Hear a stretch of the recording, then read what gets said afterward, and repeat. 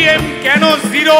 একটা দল যারা মাওবাদীদের ঘৃণা করে অথচ মাও জেদংয়ের মূর্তিতে মালা দেয়, যারা বামপন্থী বলে দাবি করে কিন্তু ডানপন্থী দলের সঙ্গে জোট বাঁধে, শিল্পের কথা বলে অথচ হুগলি নদীর উভয় তীরের চটকলগুলি ধ্বংস করার মূল কাণ্ডারি, কৃষির কথা বলে কিন্তু দরিদ্র কৃষকদের ওপর গুলি চালায়, ভারতের কথা কম বলে অথচ চীন রাশিয়া নিয়ে মাতামাতি করে, ইসরায়েল প্যালেস্টাইনের কথা বলে কিন্তু প্রতিবেশী বাংলাদেশের কথা বলে না, অপারেশন সিঁদুরের সমালোচনা করে। কেন জঙ্গি ঘাঁটিতে হামলা করবে কেন?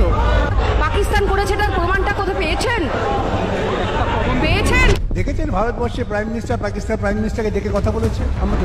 ভারতের পতাকা তোলা বিরল মুহূর্ত এই দলের কাছে।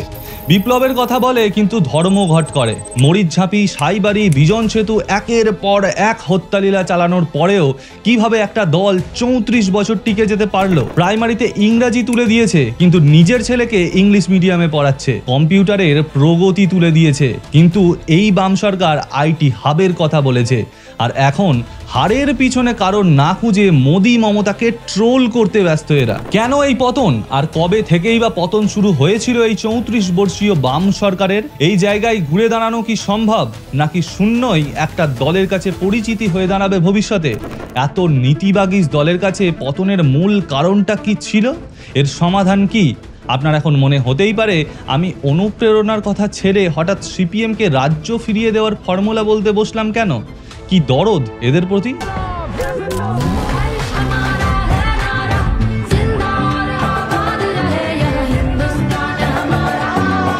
আমি যখন স্বাধীনতা দিবস নিয়ে ভিডিও বানালাম সেই সময় বলেছেন গোমূত্র খেয়ে ভিডিও বানাচ্ছি। মমতা বন্দ্যোপাধ্যায়ের ভোট কৌশল নিয়ে ভিডিও বানাতে গিয়ে অনেকে নানান ভূষণে আমায় ভূষিত করেছেন, আর এখন সেকু মাকু নিয়ে রব তুলতেই পারেন। আসলে আপনারা সবাই মিলে যখন আমাকে একযোগে সমালোচনা করেছেন তখনই আমি নিশ্চিত হই যে আমি ঠিক পথেই চলেছি, দিনের শেষে নিরপেক্ষ থাকতে পেরেছি। যাই হোক, আপনার বয়স যদি 30 বছরের মধ্যে হয় কিংবা আপনি যদি রিটায়ার্ড ব্যক্তি হন তাহলে এই ভিডিওটা আপনার জন্য। আর মধ্যবয়স্ক ব্যক্তিরা আমার কথা শুনুন আর মিলিয়ে নিন আমি ঠিক বলছি কিনা। আপনাদের সামনেই সিপিএমের উত্থান আর পতন দুটোই হয়েছে, আপনারা এর সাক্ষী। তবে এই ভিডিওটা সবথেকে বেশি দেখার দরকার আপনার, আর আপনি যদি এখনো সিপিএম মানসিকতার হয়ে থাকেন তাহলে চলুন শুরু করা যাক। নমস্কার, আমি অরিজিৎ।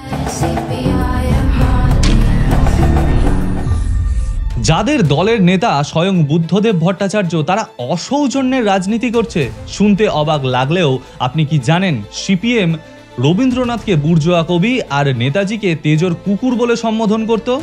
অনেকে বলেন রাজনীতিতে অসৌজন্যের অনুপ্রবেশ সেই তখন থেকেই শুরু হয়েছিল। কংগ্রেস নেতা অতুল্য ঘোষ চোখে দেখতে পেতেন না, তাকে প্রকাশ্য সভা থেকে কানা অতুল্য বলে কটাক্ষ ছুড়ে সিপিএম নেতারা দিতেন। জ্যোতি বসু মমতা বন্দ্যোপাধ্যায়ের নাম মুখে আনতে সংকোচ বোধ করতেন, সবসময় উনি, ও, ওর ইত্যাদি ভাবে একজন মহিলা নেত্রীকে সম্বোধন করেছেন। অনিল বিশ্বাস মমতা বন্দ্যোপাধ্যায়কে বলেছেন জমেরও অরুচি।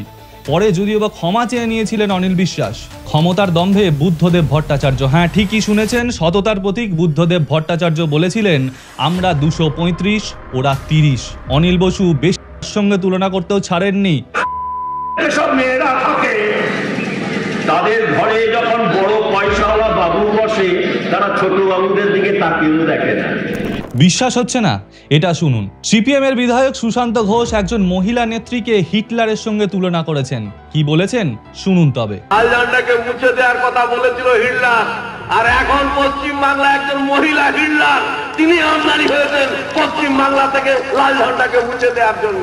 আপনি এই ভিডিও ক্লিপটিতে শুধুমাত্র বক্তাদের কথাই শুনলেন, পাশ থেকে অনেকে হই দিয়ে উঠলেন, সেটা কি শুনতে পেলেন?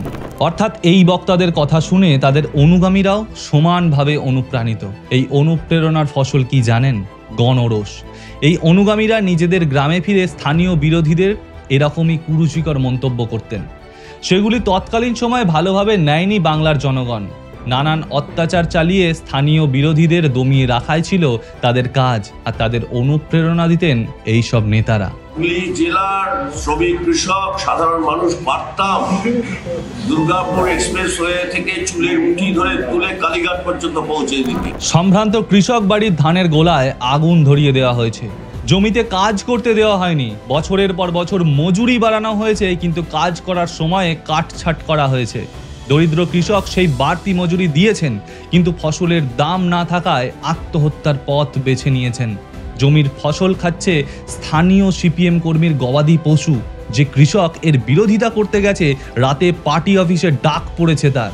সিপিএম সারা জীবন খেটে খাওয়া মানুষের পার্টি হিসেবে রয়ে গেছে ঠিকই, কিন্তু যারা তাদের কাজ দিয়েছে সেই মানুষগুলোর কথা কোনোদিনই ভাবতে পারেনি তারা। বাড়ির দাদু ঠাকুমাদের সেসব কাহিনী আপনারা হামেশাই বলতে শুনবেন। কথাতে আছে অহংকারী পতনের মূল। দীর্ঘদিন সরকারে থেকে থেকে একটা দম্ভ চলে এসেছিল বামফ্রন্টের মধ্যে। তারা বারবার বলতে থাকে বাংলায় সিপিএম এর বিকল্প বলে কোনো দল নেই, সিপিএম এর বিকল্প উন্নততর সিপিএম। আজকের বামফ্রন্ট নেতাদের দেখে আপনি অনুপ্রাণিত হতেই পারেন, কিন্তু তাদের পূর্ববর্তী পার্টি কর্মীরা ক্ষমতার দম্ভে ধরাকে সরা ভাবতে শুরু করে দিয়েছিল।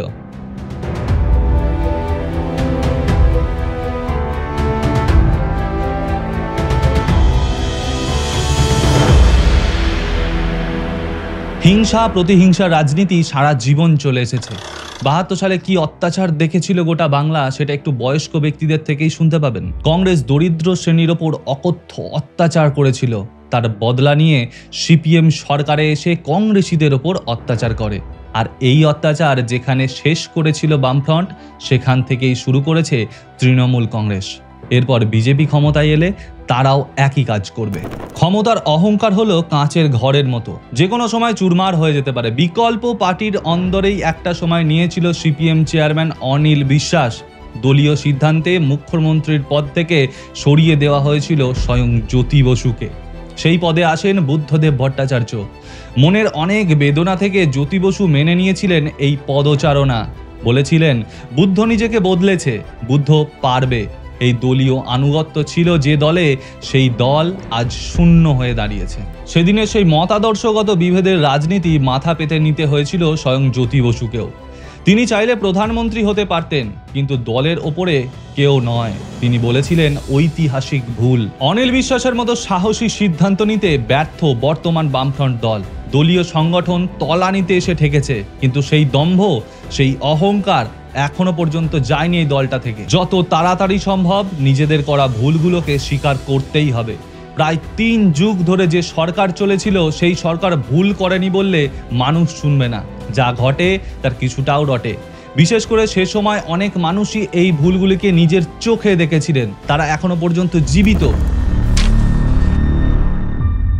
সিপিএম যখন বার্ধক্যতন্ত্রে ভুগছিল, সেই সময় প্রমোদ দাশগুপ্ত বেছে নিয়েছিলেন ৬ জন তরুণ তুর্কিকে। এনারা হলেন দীনেশ মজুমদার, শ্যামল চক্রবর্তী, সুভাষ চক্রবর্তী, অনিল বিশ্বাস, বিমান বসু এবং বুদ্ধদেব ভট্টাচার্য। একমাত্র বুদ্ধদেব ভট্টাচার্য ছাড়া সকলেই লেনিন, স্টালিন, মাও জেদং, মার্কস এদের মতাদর্শে বিশ্বাসী। এবার আপনি বলতেই পারেন, তাহলে কি বুদ্ধদেব ভট্টাচার্য এদের নামে নেই কমিউনিস্ট পার্টি করতেন? না, তিনি গোটা দলের বিরুদ্ধে গিয়ে বুঝেছিলেন শুধু কৃষি দিয়ে কিছু হবে না, সঙ্গে লাগবে শিল্প। তিনি বলেছিলেন কৃষি আমাদের ভিত্তি, শিল্প আমাদের ভবিষ্যৎ।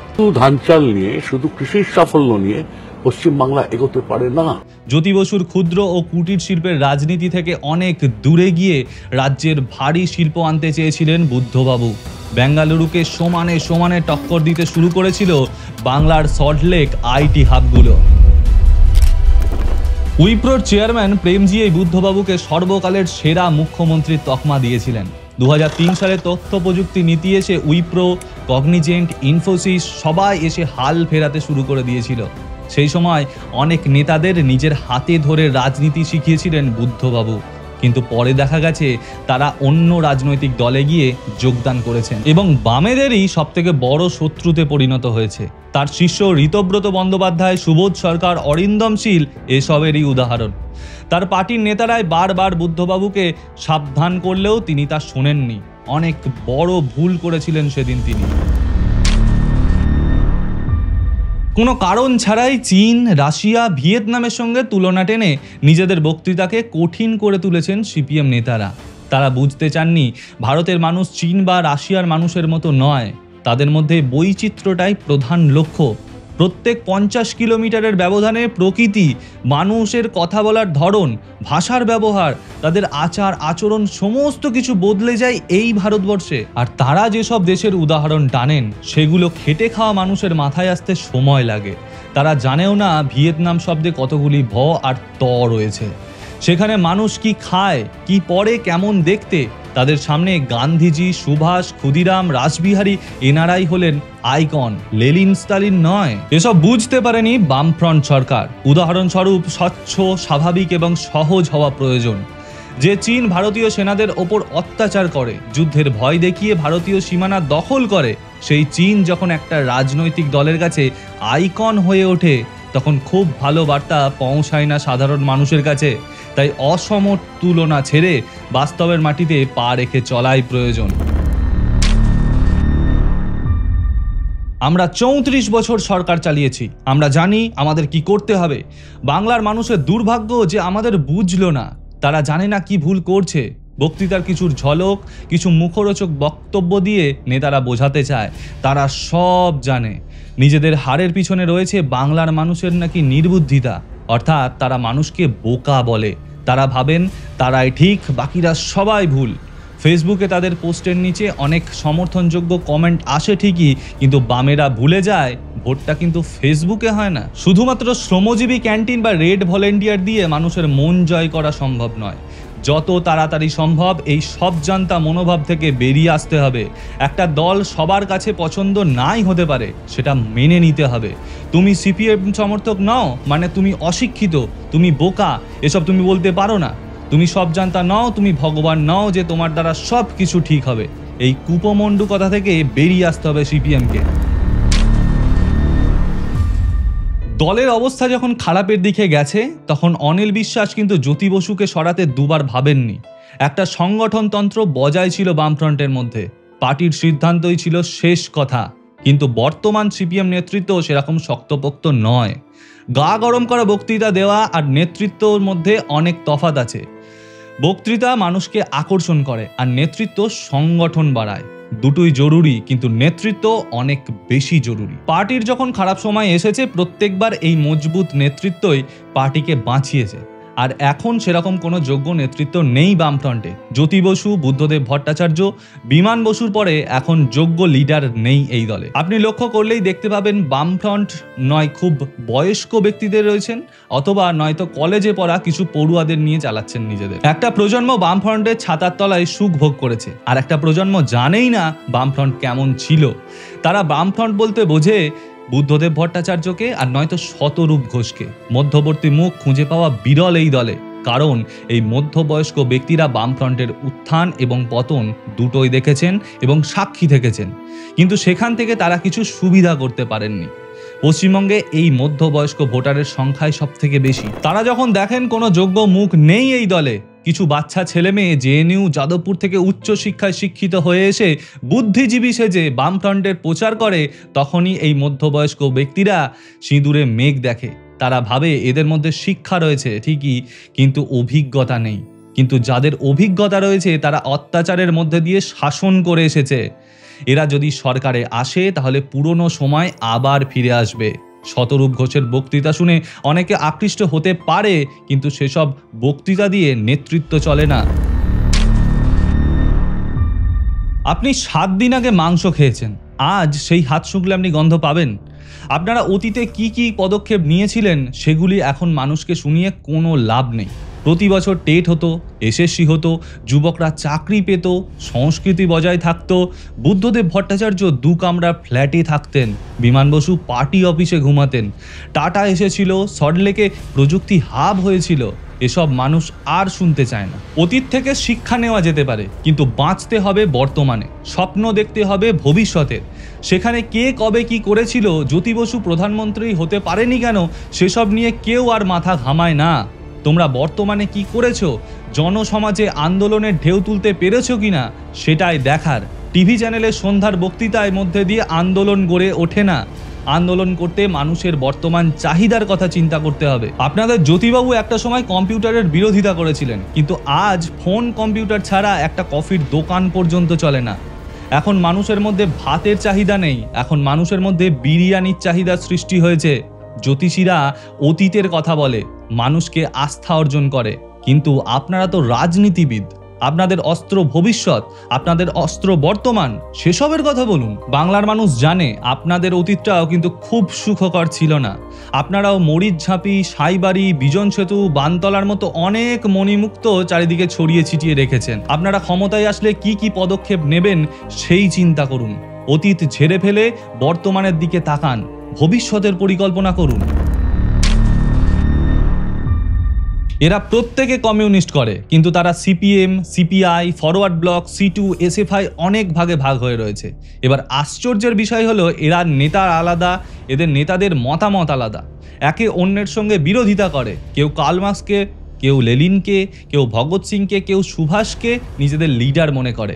এবার কথা হলো, তুমি আলাদা মতাদর্শে বিশ্বাসী হতেই পারো, কিন্তু একে অপরের মতাদর্শের ওপর কাদা ছেটাতে পারো না। তাহলে আলটিমেটলি তোমাদের নিজেদেরই ক্ষতি হচ্ছে, এটা বুঝতে হবে। এরা নিজেদের খেটে খাওয়া মানুষের পার্টি বলে দাবি করে, কিন্তু সভা থেকে নেতারা যে ভাষায় বক্তৃতা দেন সেই ভাষা বুঝতে গেলে রীতিমতো পড়াশোনা করতে হয়। বিভিন্ন দেশি বিদেশি মানুষের কথা কোট করে বলেন, লম্বা চওড়া ইতিহাসের কথা বলে সভাকে কঠিন করে তোলেন। ফ্রান্স, জার্মানির কথা শোনা যায় তাদের মুখে। সাধারণ বা খেটে খাওয়া মানুষের পক্ষে এসব বক্তৃতার অর্থ বোঝা কঠিন এবং কষ্টকর। তারা 14 লুই বা চে গুয়েভাকে চেনে না, তারা গান্ধীজি, রবীন্দ্রনাথ, সুভাষচন্দ্রকে চেনে। তাই তথাকথিত খেটে খাওয়া মানুষ কেবলমাত্র স্লোগানটাকেই বুঝতে পারে, বাকিটা ধোঁয়াশা হয়ে থাকে। তাই মিটিংয়ে লোক হলেও মিছিলে লোক হয় না। এমনিতেই টালমাটাল পরিস্থিতির মধ্যে দিয়ে চলছিল গোটা বামফ্রন্ট শিবির। অবলুপ্তির দিকে ক্রমশ এগিয়ে চলছিল গোটা সিপিএম পার্টি।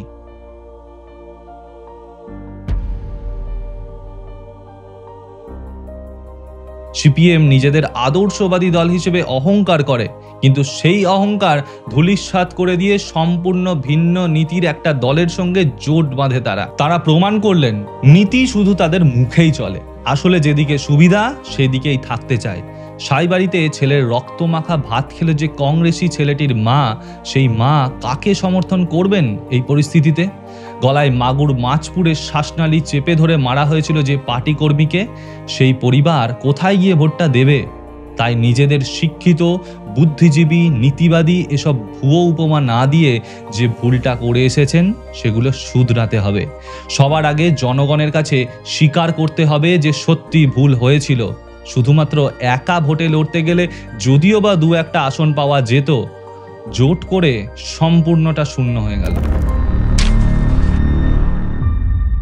আপনারা মাধ্যমিক বইতে পড়েছেন হুগলি নদীর উভয় তীরে চটকল গড়ে ওঠার কারণ।